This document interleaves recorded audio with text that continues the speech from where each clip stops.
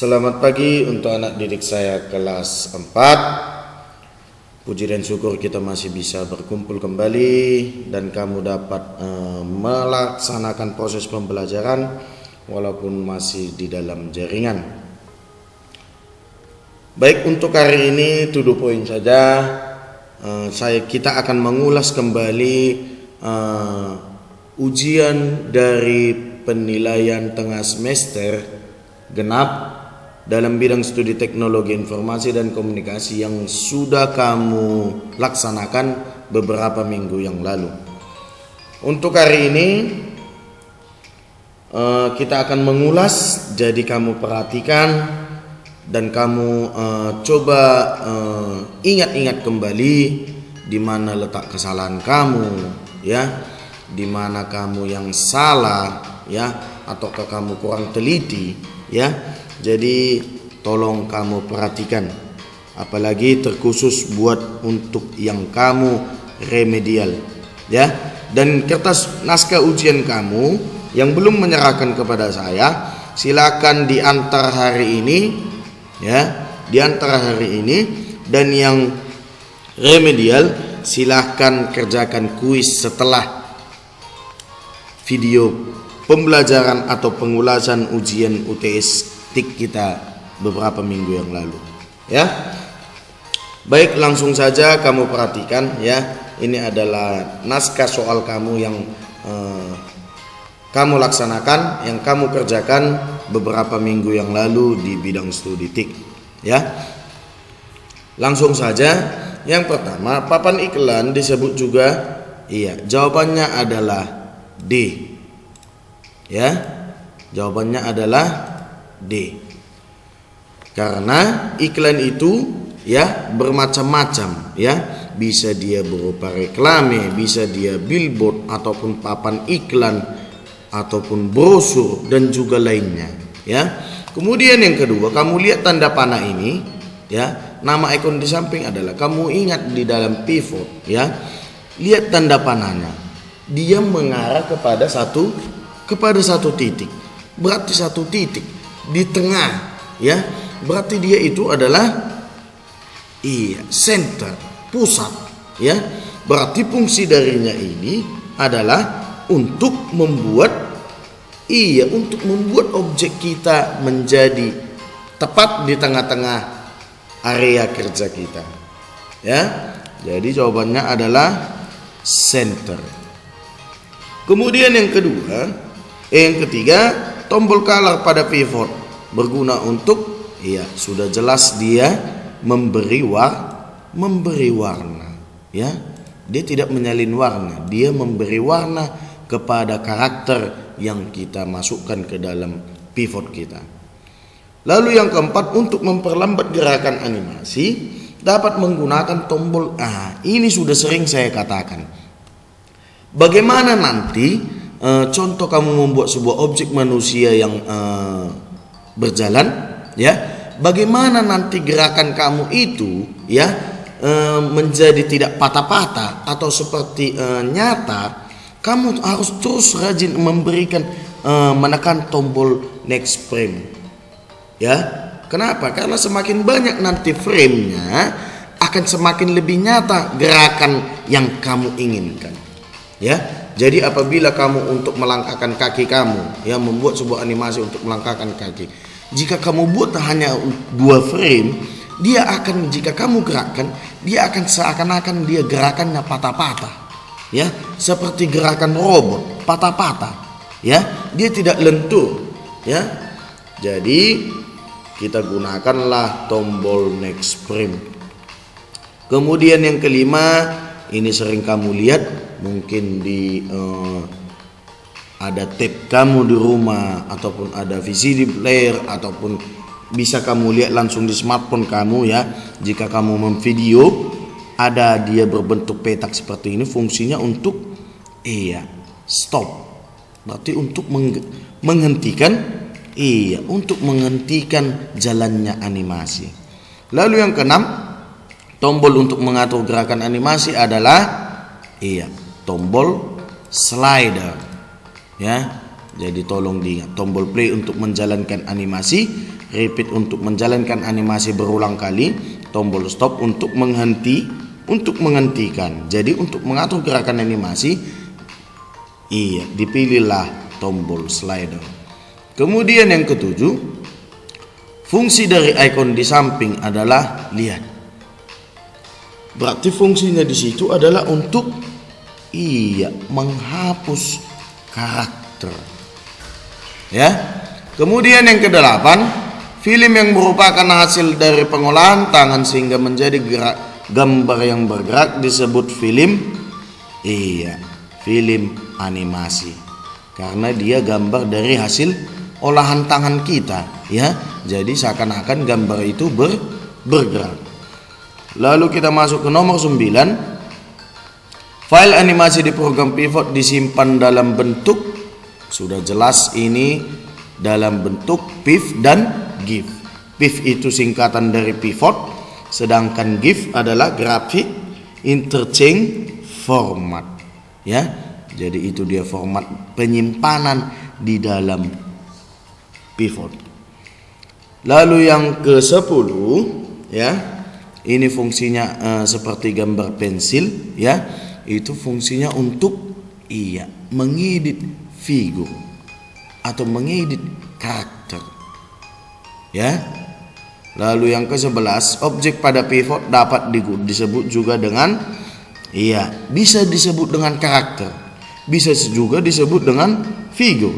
Jadi jawaban yang tepat adalah D. A dan B benar, ya. Banyak kamu di sini kurang teliti, hanya kamu baca jawabannya karakter, langsung kamu silang karakter tanpa kamu baca semua opsi-opsi atau option yang terdapat di dalam soal tersebut, ya. Jadi objek pada pivot disebut juga dengan karakter dan figur, ya. Kamu baca semuanya, oh ada rupanya opsi A dan B benar, berarti jawabannya adalah D. Yang ke-12, singkatan dari bitmap adalah, ya, ini adalah BMP, ya. BMP.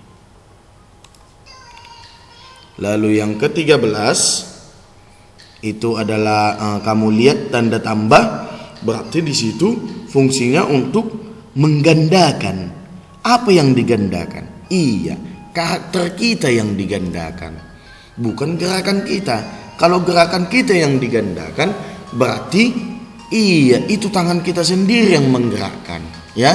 Jadi untuk menggandakan karakter gunakanlah icon ini, ya. Nama ikonnya adalah duplicate, ya, atau duplikat, ya. Bagaimana kamu contoh ada kunci rumah kamu tinggal satu dan kamu harus menyediakan cadangannya, berarti kamu harus pergi ke tukang kunci untuk menduplikatnya. Jadi di dalam pivot juga bagaimana kita menggandakan sebuah karakter, bagaimana kita menduplikat sebuah karakter, gunakanlah icon ini, yaitu icon duplicate. Kemudian yang ke-14, tombol repeat berfungsi untuk, ini tadi sudah saya katakan, jika kita centang nanti pada tombol repeat, jika tercentang dia berarti fungsinya untuk menjalankan animasi berulang kali. Akan tetapi jika kita buat di situ hanya menjalankan animasi, berarti fungsi dari tombol play, ya. Oke, jadi disimak semuanya, ya, menjalankan animasi berulang kali. 15, nama ikon di samping adalah dia penuh dengan warna, ya, berarti fungsinya untuk mengubah warna karakter kita. 16, untuk menyisipkan gambar di dalam teks Microsoft Word kita dapat menggunakan gunakanlah icon picture, ya, icon picture. Ini word art untuk membuat teks kita menjadi bergelombang dan mempunyai warna. Kemudian text box itu untuk tempat kita untuk mengetikkan teks ya di suatu gambar. Shapes itu adalah bentuk-bentuk yang disediakan oleh Microsoft Word. Kemudian yang ke-17, agar objek yang disisipkan tidak mengganggu atau menutupi teks naskah, maka letak objek perlu diatur dengan berarti teks gambarnya di bagaimana? Biar berarti ini adalah pengaturan tata letak gambar ya. Jadi nanti di sini dia bisa kita menggunakan pilihan behind text ya. Objek kita berada di bawah teks dan dia tidak mengganggu teks ya.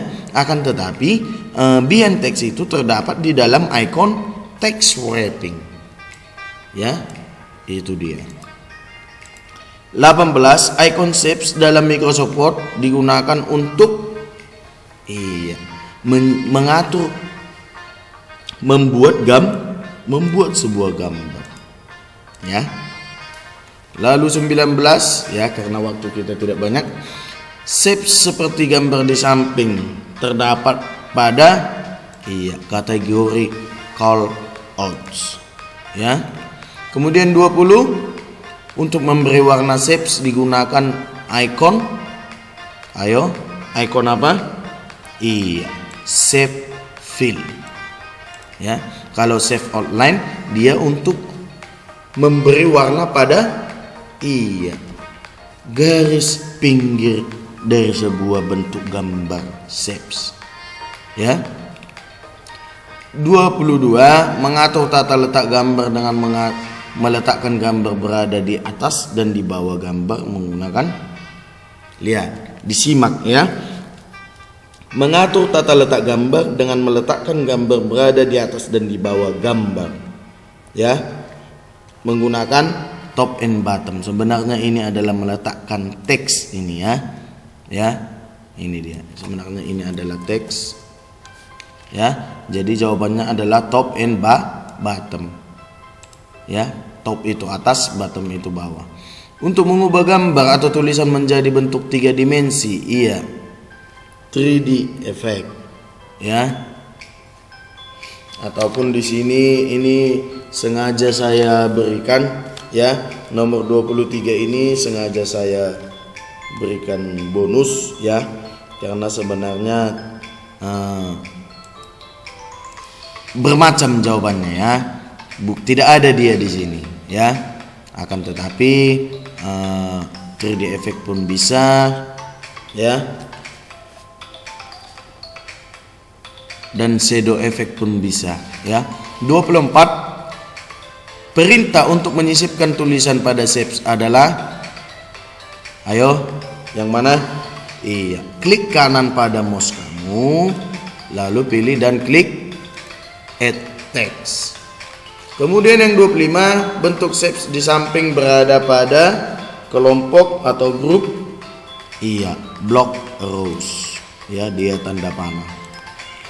Oke, dia itu untuk pilihan berganda. Lalu untuk bagian kedua, di sini kita akan mencari atau menandai 5 pilihan objek pada icon shapes ya, pada icon shapes. Yang pertama itu adalah flowchart. Lalu yang kedua itu adalah line. Lalu yang ketiga itu adalah callouts ya. Lalu yang keempat itu adalah basic shapes. Lalu yang kelima itu adalah block rows. Sangat gampang bukan ya? Itu dia, bisa kamu perhatikan. Kemudian yang bagian 3, format penyimpanan ya, banyak sekali di sini yang salah ya. Di sini ditulisnya semua langkah-langkah bagaimana cara menyimpan apa yang sudah kita kerjakan di dalam pivot ya. Ini saya katakan ya, saya disimak format penyimpanannya apa, piv dan give. Piv itu singkatan dari pivot, give itu adalah singkatan dari graphic interchange format. Lalu next frame, ya. Di sini juga semua asal-asalan semua, ya. Next frame, ya. Fungsinya di sini next frame adalah untuk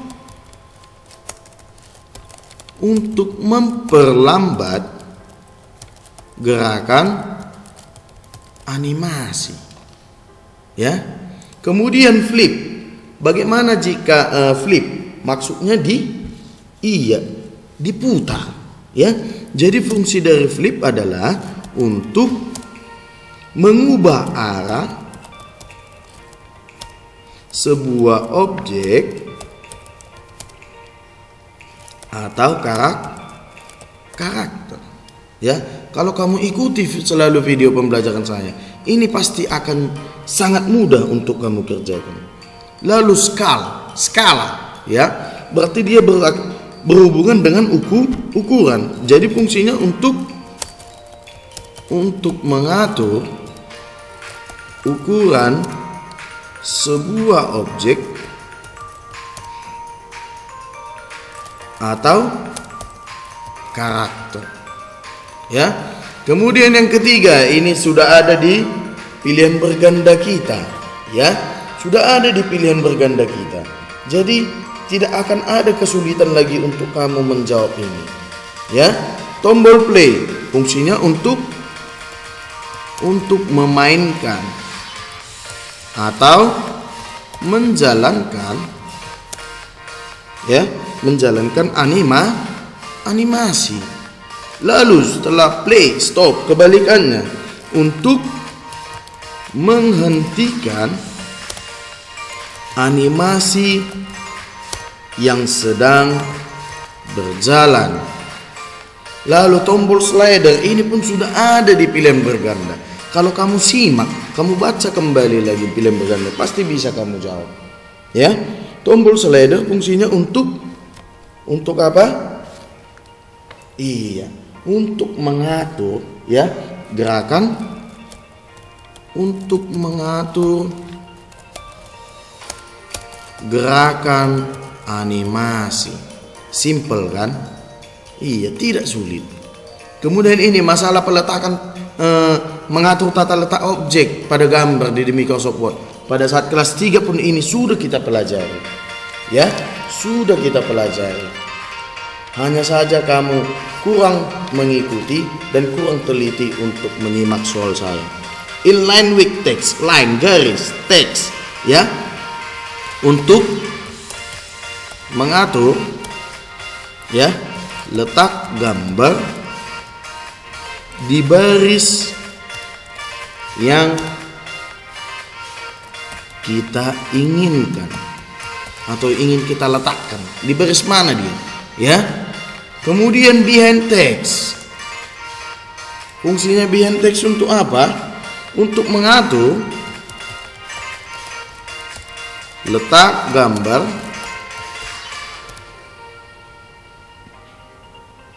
di belakang teks atau iya, gambarnya tertutup oleh teks, ya.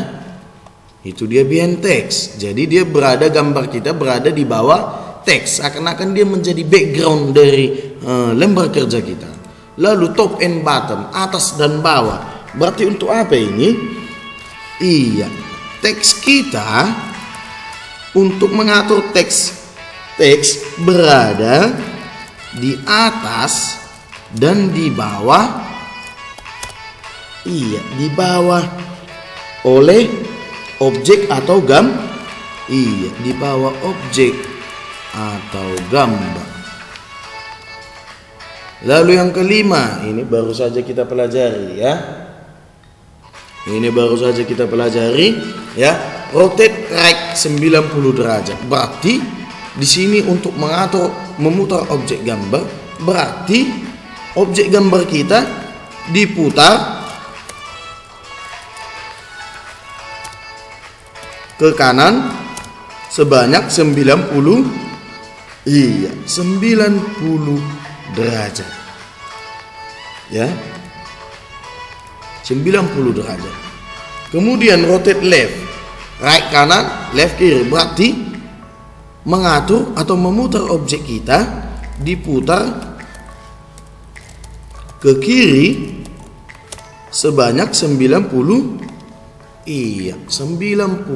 derajat. Kemudian flip vertikal, gambar kita diputar sebanyak 180 derajat secara vertikal atau ke atas. Kemudian flip horizontal, mendatar, sama seperti ini, gambar diputar 180 derajat secara horizontal atau mendatar. Kemudian more rotation option, ya, untuk memutar ya gambar yang pilihannya tidak ada di atas, ya, maksudnya tidak ada di atas, tidak ada yang keempat ini, ya, itu dia. Oke, sangat gampang bukan? Jadi kepada kamu, silakanlah untuk nanti ujian akhir semester coba berikan yang terbaik, ulangi kembali video saya, ya, catat mana yang penting, ya. Karena apa? Karena ini semua yang sudah pernah kita pelajari, ya. Tidak ada yang tidak pernah kita pelajari. Saya yakin ini semua sudah pernah kita kerjakan, dan di dalam kuis-kuis pun ini selalu saya cantumkan, ya. Jadi kita jika kamu remedial sekarang, saya berharap nanti semua pada saat beberapa bulan ke depan, pada saat kita melaksanakan ujian akhir semester, saya berharap semua dapat lulus dan tuntas sesuai dengan KKM, ya. Oke, sekian dulu video kita untuk hari ini. Selamat belajar, selamat bekerja. Kita doakan semua yang terbaik untuk kita semua. Jangan lupa berdoa. Shalom.